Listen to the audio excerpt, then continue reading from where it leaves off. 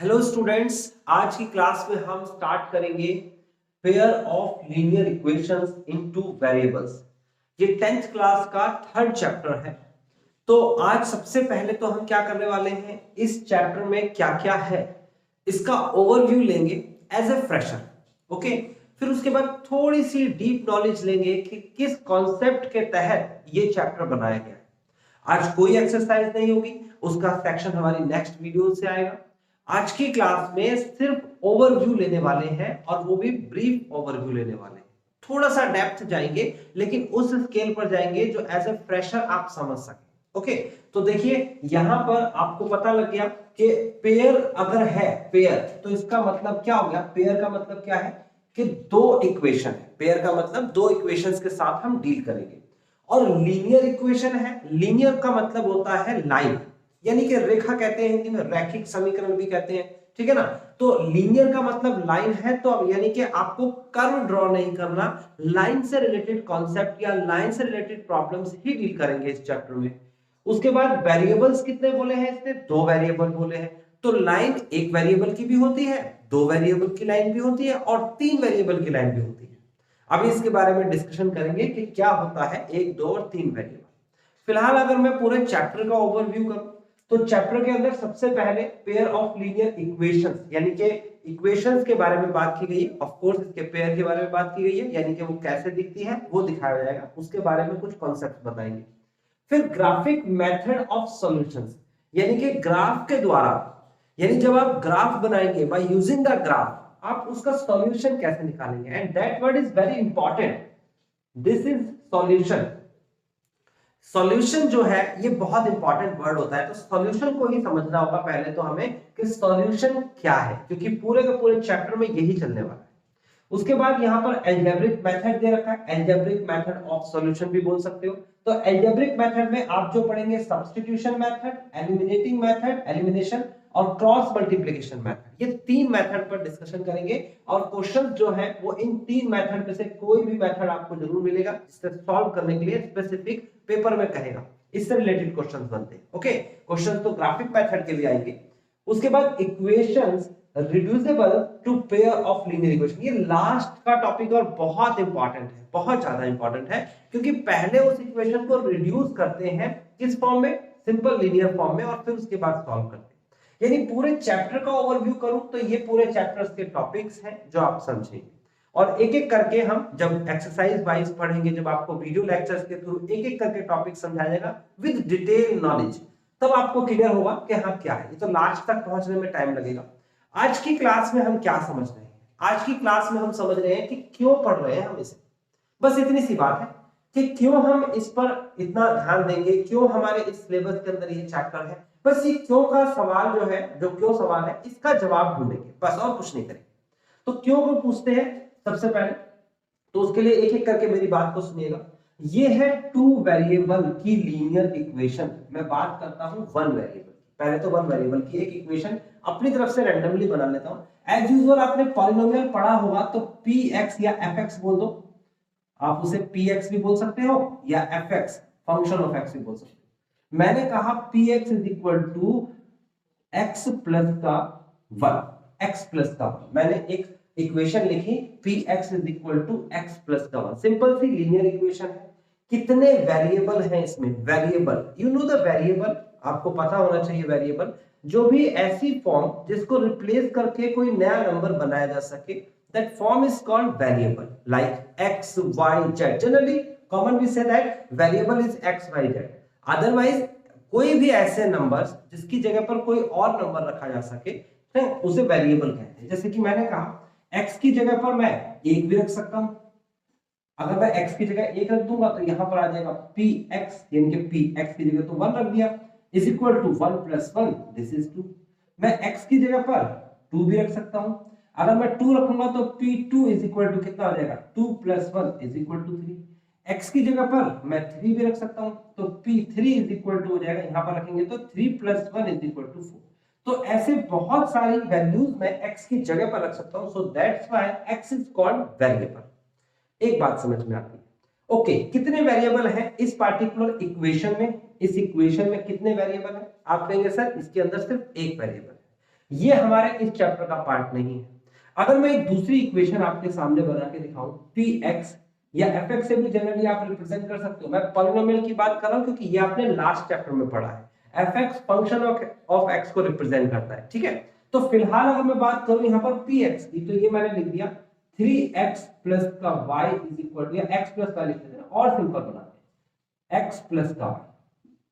अब आपके पास ये दो वेरिएबल का एक पॉलिनोमियल है, ओके। ये दो वेरिएबल का पॉलिनोमियल है जिसमें x भी है और y भी है। आप x की भी कोई सी वैल्यू रख सकते हो और y की भी कोई सी भी वैल्यू रख सकते हो। You are free to put any value, okay. ये बात समझ में आती है। अब ये जो पॉलिनोमियल्स थे मेरे सामने, इन पॉलिनोमियल्स को बनानी है इक्वेशन। क्या बनानी है? ये क्या थे आपके सामने? ये पॉलिनोमियल है और इस पॉलिनोमियल की क्या बनानी है आपको? इक्वेशन बनानी है। इक्वेशन यानी पॉलिनोमियल कन्वर्ट होके बन जाएगी इक्वेशन। तो इक्वेशन क्या होती है भाई? इक्वेशन मतलब कि जब इक्वल करते हैं कोई भी सिचुएशन को, हम इक्वल करते हैं, that is called equation. Equal situation कह सकते हो आप इसे। तो यहां पर मेरे को इस पॉलिनोमियल को इक्वेशन बनानी है, तो मोस्ट जनरली फॉर्म जो आपको बताई गई है इक्वेशन बनाने के लिए, we just equate to zero. हम इसे जीरो के इक्वल रख देते हैं and that is the common equation. आप कॉमन इक्वेशन इस तरीके से बनाते हो कि किसी भी वैल्यू को जीरो के इक्वल रख देते। ये वन वेरिएबल की इक्वेशन बन गई। यहां पर टू वेरिएबल की इक्वेशन बनेगी x प्लस का y इक्वल टू जीरो। ठीक है, बात समझ में आती है। कॉमनली ऐसा नहीं कहा कि सिर्फ जीरो ही आएगा, वहां संख्या भी आ सकती है, वन भी आ सकता है, टू भी आ सकता है, थ्री भी आ सकता है, बट मैंने मोस्ट कॉमन की बात करी। ओके, तो आपको ये दो सिचुएशन समझ में आ रही है। मैं सिर्फ ये बताने की कोशिश कर रहा हूं कि वन वेरिएबल में और टू वेरिएबल में डिफरेंस क्या हो। अब वन वेरिएबल के अंदर x की वैल्यू, ऐसी वैल्यू रखिए, ऐसी वैल्यू पुट करिए ताकि आंसर इसके बराबर आ जाए। तो आप कहोगे बड़ा आसान है सर, हम पुट करेंगे x की जगह पर -1। देखिए बहुत गौर से देखिए, x की जगह पर अगर मैं -1 रख दूं तो -1 प्लस 1 इज इक्वल टू कितना हो जाएगा? ये तो जीरो के बराबर आ जाएगा। तो इसका मतलब -1 plus 1 equal to 0। Yes, this is the right equation. ये हमारा राइट सीक्वेंस और राइट इक्वेशन है। अगर मैं x की जगह पर सब कुछ और रख दूं तो क्या जीरो आ जाएगा? आप रख के देखो। आपने कहा सर x की जगह पर अगर मैं कुछ और रखने की सोचूं, x की जगह पर सोचिए क्या रख सकते हो कि यहां पर रखने के बाद आंसर जीरो आ जाए। आप बहुत सारे नंबर्स में से कोई भी नंबर सोच सकते हैं, लेकिन कोई ऐसा नंबर आपको नहीं मिलेगा जो इसे जीरो कर दे। ये वन वेरिएबल की कंडीशन थी, फिनिश हो जाती है। अब टू वेरिएबल के पास आते हैं। तो टू वेरिएबल में आप बताइए कि x की और y की यहां तो दोनों वैल्यूज रखनी पड़ेगी। तो मैंने x की जगह पर रख दिया 1 और y की जगह रख दिया -1। ओके, तो अगर मैंने x की जगह 1 रखा, y की जगह -1 रखा, तो क्या आंसर जीरो आ जाएगा? यस, चेक करके देखते हैं। ये हो जाएगा 1 प्लस का -1 is equal to 0 and this is equal to 0। बात क्लियर है? समझ में भी आ रही है? अगर मैं आपसे पूछूं क्या x और y की कोई और ऐसी वैल्यूज है, ऐसा कोई पेयर है जो रखने के बाद आंसर जीरो आ जाए? एक तो मैंने बनाया। आप कहेंगे सर ऐसे तो बहुत सारे पेयर्स हैं, इन्फिनिटिव मैनी पेयर्स, जिसको आप यहां रखिए और जीरो आ जाएगा। चेक कर लेते हैं। अगर मैंने x की जगह पर वैल्यू रख दी -3/2 और y की जगह वैल्यू रख दी 3/2, तो आंसर कितना आ जाएगा? जीरो आ जाएगा। अगर मैंने x की जगह रख दिया 5, y की जगह रख दिया -5, तो आंसर क्या आ जाएगा? जीरो आ जाएगा। यानी कि टू वेरिएबल अब थोड़ा सा टिपिकल होगा, क्योंकि इसमें कोई सर्टेन आंसर तो बन नहीं रहा। एक वेरिएबल की जब मैं बात कर रहा था तो उसमें एक निश्चित, एक सर्टेन आंसर था, और मैंने आपको कहा था कि जब भी आप कोई चीज को देखते हैं कि वो चीज एजुकेशन में है, यानी कि वो आपको शिक्षित कर रही है, तो उसका कोई ना कोई सर्टेन पैटर्न तो होगा। रैंडम की गई नॉलेज या रैंडम की गई स्टडी पर कभी भी ना तो बुक्स में कुछ मिलेगा और ना ही उसे हम एजुकेशन का पार्ट करेंगे, क्योंकि वो रैंडम है ना, कुछ भी हो सकता है कभी भी। आपको जो सिखाया जाता है बच्चों, तो आपको एक सर्टेन पैटर्न सिखाया जाता है और वही आपकी एजुकेशन का पार्ट होता है। ये बात अपने दिमाग में हमेशा कर लेना, चाहे आप कोई सा भी सब्जेक्ट पढ़ रहे। तो इसमें अगर मैं कहूं कि अगर लीनियर इक्वेशन वन वेरिएबल की बात करूं, वन वेरिएबल की, तो उसके अंदर तो सर्टेनिटी है कि उसका solution, that term is called the solution, that is called the value of x, value of x, और we can say solution,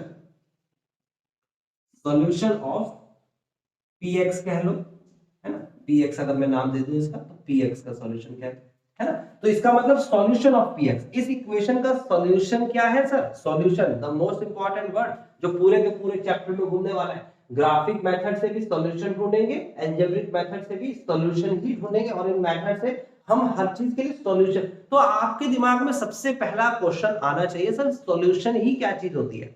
तो मैंने कहा सॉल्यूशन वो चीज होती है, दैट इज इंपॉर्टेंट वर्ड, वो चीज होगी जो कि आपने बताया, मैंने बताया, या किसी और व्यक्ति ने बताया, हजारों व्यक्ति ने बताया, सबका आंसर बिल्कुल इक्वल आ जाए, सेम आ जाए, दैट वाज कॉल्ड सॉल्यूशन। यही सॉल्यूशन था, and that is called the solution. समझ में आती बात? यानी कि आज से सैकड़ों साल पहले जब मैथमेटिक्स के अंदर ये वाला चैप्टर इंट्रोड्यूस हो रहा था, ये टॉपिक इंट्रोड्यूस हो रहा था, आपकी क्लास में तो ये चैप्टर वाइज है, टॉपिक आ रहा था, तो उनके दिमाग में पहला फ्रेम क्या था वही मैं समझाने की कोशिश कर रहा हूं। वो कह रहे थे कि ऐसा रिजल्ट दीजिए जिसका सभी जने एक जैसा आंसर दे, डिफरेंट ना दे। तो यहां तो ये बात साबित भी हो गई, करके भी दिखा दी, यहां पर वो साबित नहीं हो रही, तो यहां पर आके वो कॉम्प्लिकेशंस होता है, और इसी वजह से इस चैप्टर का जन्म हो गया। तो यहां पर आप देखेंगे x इज इक्वल टू, मैंने कहा कोई वैल्यू बताइए, y is equal to value बताइए, किसी ने तो बताया 1 - 1, किसी ने बताया -3/2 और 3/2, किसी ने कुछ और बताया, किसी ने कुछ और बताया। यानी कि अगर मैं आपसे पूछूं कि इस वाले इक्वेशन के कितने सॉल्यूशन है, how many solution, how many solution, and solution is what, solution मतलब कि, सॉल्यूशन मतलब कि यहां पर x और y की वैल्यूज रखनी है जो कि इसको इक्वेट करें। तो आप कहेंगे sir infinitive many solution, infinitive many solution. तो इसका कोई क्वेश्चन बनता है? इसका कोई क्वेश्चन नहीं बनता है। इसका मतलब ये हुआ कि दो वेरिएबल की ये कितनी इक्वेशन है, this is a single equation in two variable. और हमारा क्वेश्चन, हमारे चैप्टर का नाम देखो, टू वेरिएबल की कितनी इक्वेशंस है? दो इक्वेशंस, पेयर का मतलब दो, यानी कि दो वेरिएबल की एक इक्वेशन में कोई भी रिजल्ट नहीं आ सकता, हम इस पर वर्क भी नहीं करेंगे।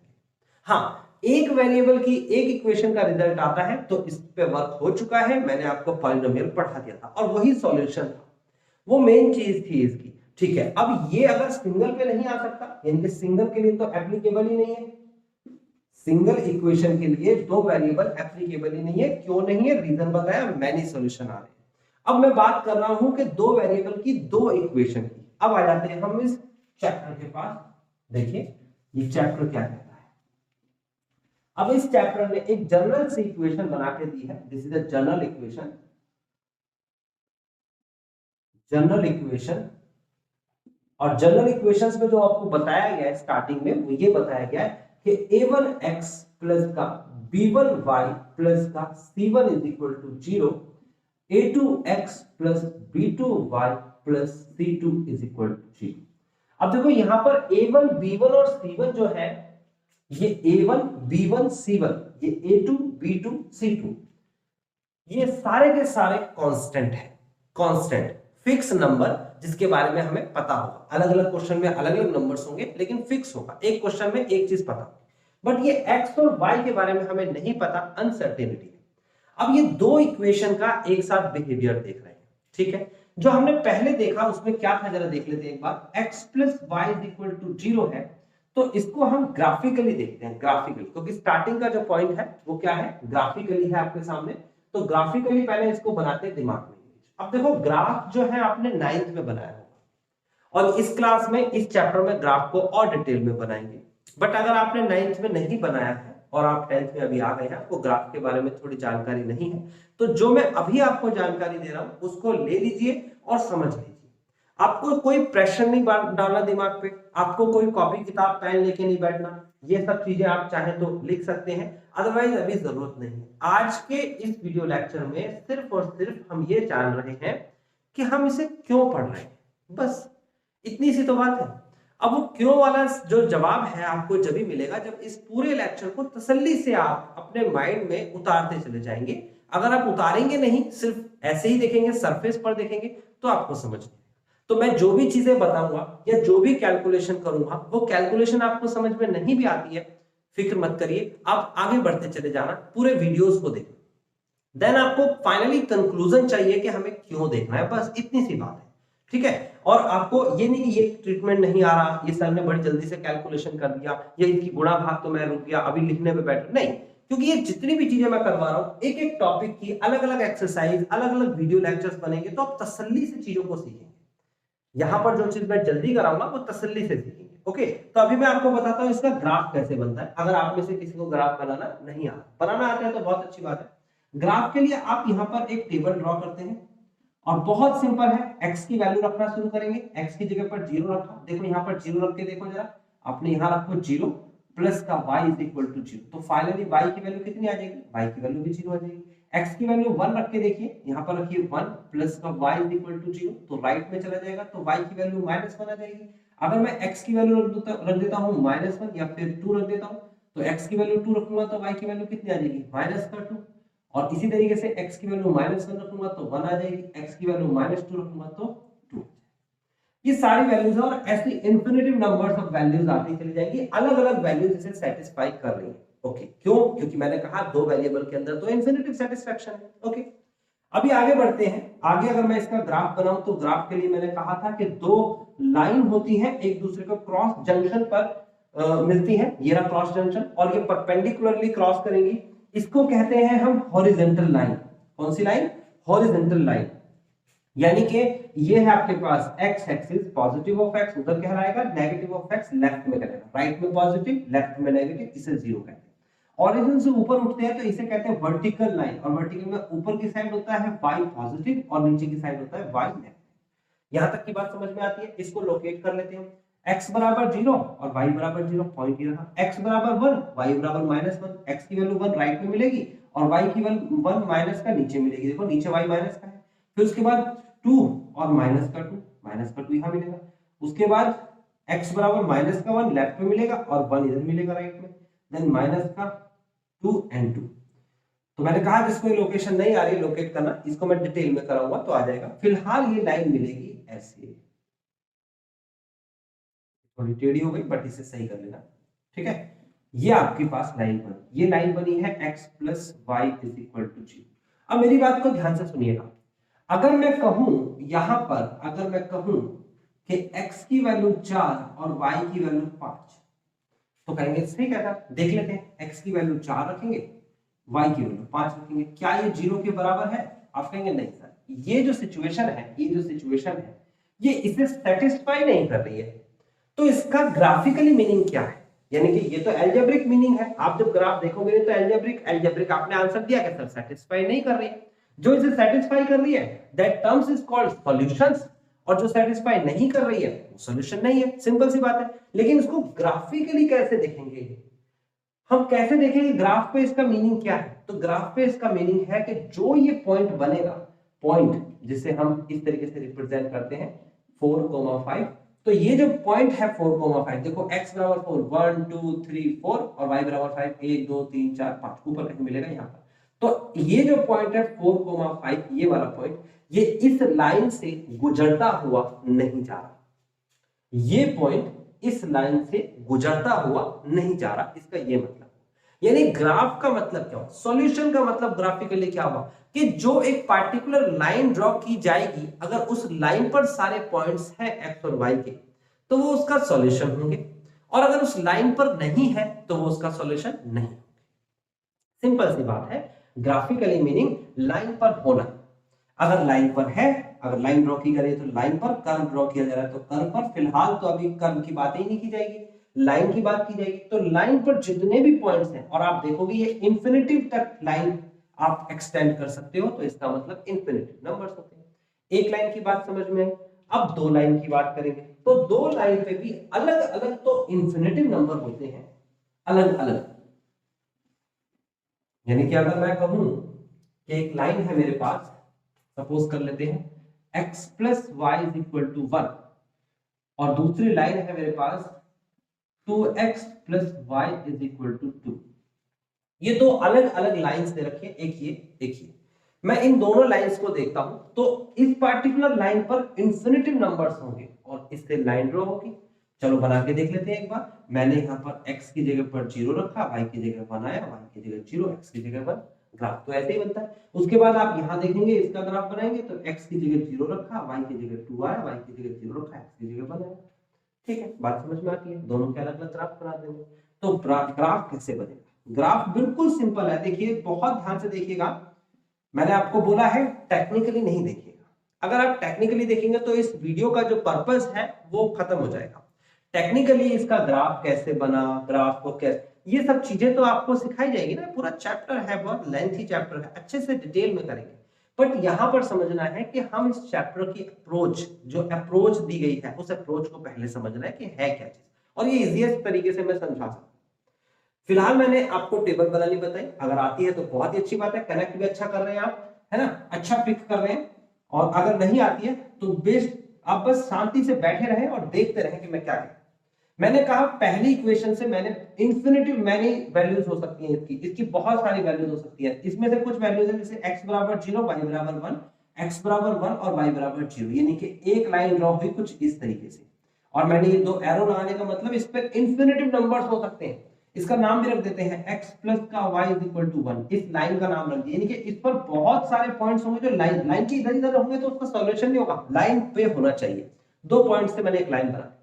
अब इसकी बात करते हैं, x बराबर 0, y बराबर 2, x बराबर 0, y बराबर 2, x बराबर 1, y बराबर 0, x बराबर 1, y बराबर 0। तो ये बनी दूसरी लाइन।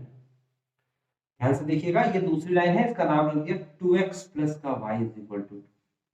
अब देखो अगर मैं इंडिविजुअली बात करूं, इंडिविजुअली, तो इंडिविजुअली इस लाइन पर अनंत जो है बिंदु हो सकते हैं, यानी कि इंफिनिटिव पॉइंट्स इस पर लोकेट हो सकते हैं इस लाइन पर।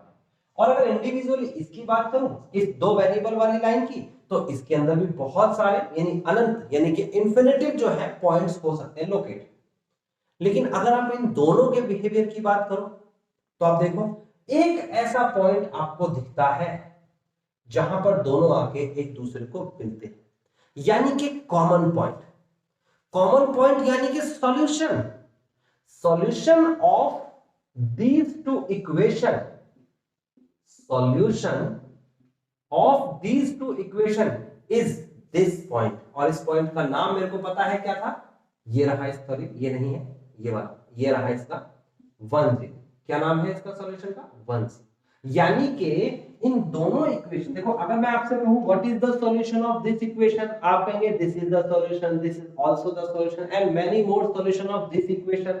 आपसे मैं पूछूं इस इक्वेशंस के सॉल्यूशंस क्या होंगे, तो आपने कहा सर सॉल्यूशन मतलब सैटिस्फैक्शन ऑफ दिस इक्वेशन, इसको सेटिस्फाई करें। तो सेटिस्फाई करने के लिए आप कहोगे x और y की वैल्यूज रख जाओ, there are many solution, infinitive solution. लेकिन अगर मैं बात करूं what is the solutions of this equation, what is the solution of these equations, इन इक्वेशंस के सॉल्यूशंस क्या होंगे, यानी कि जब ये दो इक्वेशन आ गई, यानी कि ये दो इक्वेशंस आ गई, यानी कि पेयर जब आ गया दो वेरिएबल वाली इक्वेशंस का, तो उसका सॉल्यूशन क्या होगा? आप कहेंगे उसका सॉल्यूशन जो है वही तो निकाल रहे हैं इस चैप्टर में, उसका जो सॉल्यूशन होगा वो फिलहाल इस इक्वेशन के एग्जांपल में 1 और 2 0 होगा, यानी कि x बराबर 1 और y बराबर 0 इज द करेक्ट आंसर। और इसी पर पूरे की पूरी आपके चैप्टर पर डिस्कशन होगी कि आपको ये सॉल्यूशन निकालना है जहां पर दोनों एक जगह मिल जाए। एक जगह मिल जाए तो यानी कि ये पॉइंट वो है जो इसे भी सेटिस्फाई कर रहा है, ये पॉइंट वो है जो इसे भी सेटिस्फाई कर रहा है। अब आप सोचो कि क्या सर ऐसा कोई दूसरा पॉइंट भी हो सकता है? भाई एक पॉइंट तो हमने खोज लिया, क्या दूसरा भी पॉइंट हो सकता है? तो आप कहोगे सर इस सिचुएशन में सिर्फ इकलौता एक ही पॉइंट होगा, एक यूनिक सॉल्यूशन, यानी कि हजारों लोग इस सॉल्यूशन को निकाल रहे हैं तो सबका आंसर सेम आएगा, चाहे वो किसी भी मेथड से निकाले, ग्राफिकल मेथड से निकाले, अलजेब्रिक मेथड से निकाले या फिर किसी भी मेथड से निकाले, आंसर तो सेम आएगा। और मैंने कहा था एजुकेशन मींस एक सर्टेन पैटर्न देना, और आप स्टूडेंट्स को यही दिया जा रहा है, शुरुआत से दिया जा रहा है। तो पहले कॉन्सेप्ट क्या दिमाग में आया कि सॉल्यूशन ढूंढ रहे हैं, ओके। अब आप कहोगे सर कि दो लाइन का बिहेवियर अगर मैं सिर्फ ग्राफिकली देखूं, नॉट अलजेब्रिकली, ग्राफिकली, अलजेब्रा की बात तो बाद में करेंगे, तो सर ग्राफिकली क्या इनका यही बिहेवियर होता है? क्या दो लाइन हमेशा एक दूसरे को एक पॉइंट पर टकराती है? भाई दूसरे पॉइंट को तो नहीं टकरा सकती। अब इसको मैं चेक करके बताता हूं, एक लाइन ये है, दूसरी लाइन ये है, एक जगह पर टकराएगी। आप कहोगे सर वापस आ गई, तो वापस आ गई तो फिर ये अलग लाइन हो गई ना, तीसरी लाइन, यानी कि तो कर्व बन गया ना, घूम के वापस आ गया। ये लाइन इकलौती लाइन थोड़ी, लाइन का मतलब सीधी स्ट्रेट, तो इसका मतलब ऐसी सिचुएशन तो नहीं मिलेगी, ओके। यानी कि एक लाइन दूसरी लाइन के साथ अगर टकराएगी तो वो एक पार्टिकुलर पॉइंट पर टकराएगी। ये बात आपको समझ में। तो सर क्या यही सब चीजें हो सकती है और इसके अलावा, यानी कि हर किसी का सॉल्यूशन जो एक ही होगा? नहीं, सबका सॉल्यूशन एक नहीं होगा और हमेशा ये ऐसी सिचुएशन में नहीं होगी। तो कैसी और कितनी सिचुएशंस हो सकती है? तो मैं बता देता हूं। दो लाइन के टू वेरिएबल्स की बात कर रहा हूं, मैंने पेयर ऑफ इक्वेशंस की बात कर रहा हूं, वो भी टू वेरिएबल्स की। इसकी सिर्फ 3 कंडीशन हो सकती है, ओनली 3 कंडीशंस। वो कौन कौन सी कंडीशन है? पहली कंडीशन है जिसमें कि दो लाइन एक दूसरे को एक ही पॉइंट पर कट करेगी। दूसरी सिचुएशन है जिसमें कि दो लाइन एक दूसरे को कभी भी कट नहीं करेगी, लाइक दिस पैरेलल। तीसरी सिचुएशन है जब दो लाइन एक दूसरे के ऊपर बन जाएगी, ऐसी। ओके, एक दूसरे के ऊपर, यानी कि एक के ऊपर एक लाइन बन जाएगी, तो वो हर पॉइंट पर एक दूसरे को टच करेगी। 3 सिचुएशन है सर, पूरे के पूरे चैप्टर में इन्हीं 3 सिचुएशन पर बातें की गई है। याद रखिएगा, पूरे के पूरे चैप्टर्स में मैंने जितने भी पॉइंट्स यहां लिखवाए हैं, इसके अलावा एक नई सिचुएशन आपको नहीं मिलेगी। दो लाइन जो है, दो वेरिएबल की लाइन है, ऑफ कोर्स ये बन गई, और उसकी दो लाइंस के सॉल्यूशंस की बात हो रही है, तो या तो वो एक जगह पर कट करेंगे और इसे बोलेंगे हम यूनिक सॉल्यूशन। यूनिक कह लो या वन सॉल्यूशन कह लो, इसे कहेंगे, ये हो गया आपके पास यूनिक या वन सॉल्यूशन। ऐसी सिचुएशन आई, इसे कहेंगे नो सॉल्यूशन। अब आपको सॉल्यूशन का मीनिंग समझ में आ रहा है?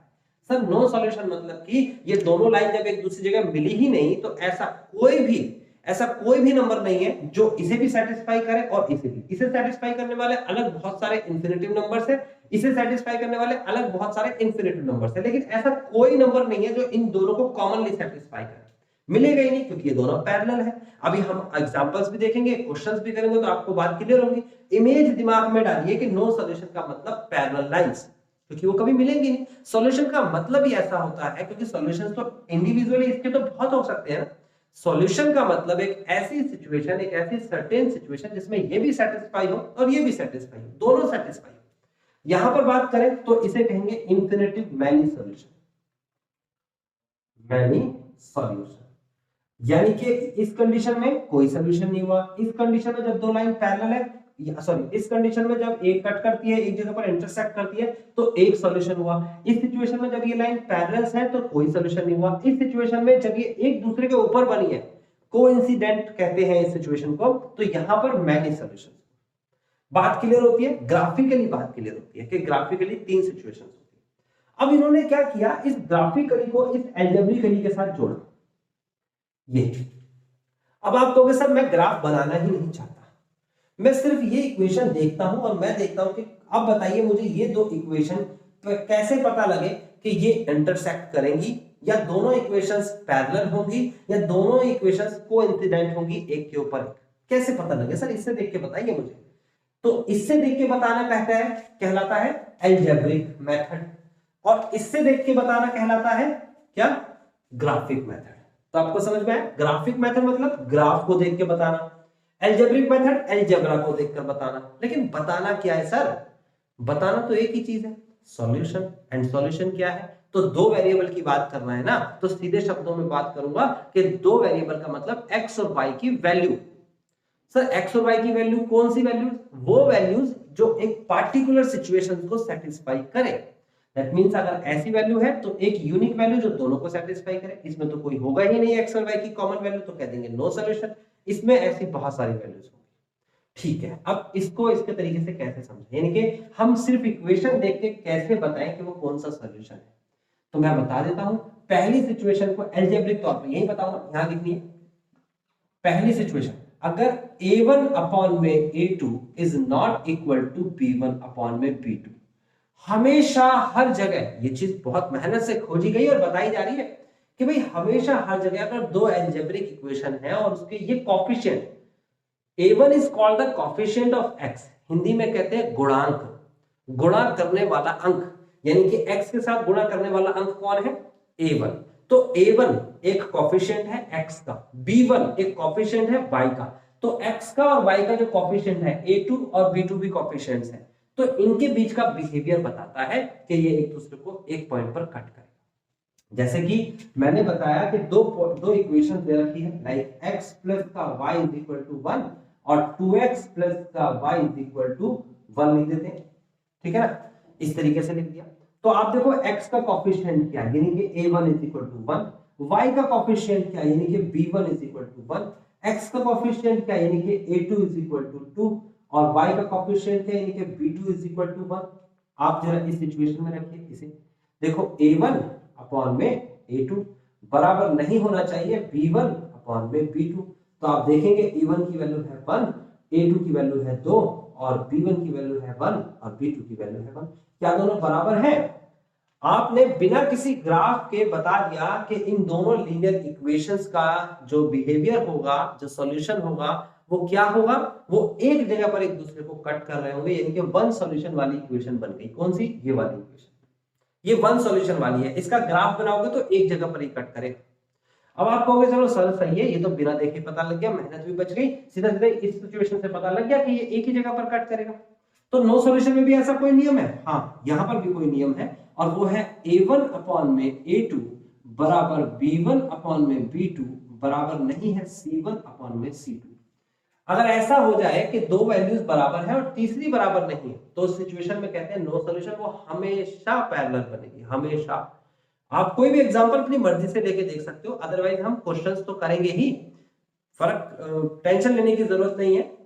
और अभी इसके बीच में कोई फर्क मत करिए कि भाई ये कैसी इक्वेशंस बनेगी और दूसरी कैसी इक्वेशंस बनेगी। अभी तो फिलहाल मैं आपको एक एग्जांपल बता रहा हूँ, ये सिचुएशंस आपको ध्यान रखनी और ये सिचुएशंस हमारी एक्सरसाइज में भी आएगी। तीसरी सिचुएशन मैनी सॉल्यूशन, इसमें सर होता है a1 अपॉन में a2 बराबर b1 अपॉन में b2 बराबर c1 अपॉन में c2 and this is called many solution. इसके मैनी सॉल्यूशंस होंगे जब सारे के सारे इसके जो कांस्टेंट टर्म्स है वो सारे बराबर।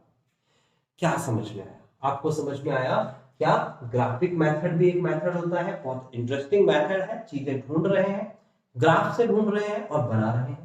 दूसरा मेथड अलजेब्रिक मेथड भी बड़ा इंटरेस्टिंग है, उसके अंदर आपको कैसे बताया गया, उसके अंदर आपको इस तरीके से बताया गया, ठीक है। अब इन दोनों ने बताया क्या सर?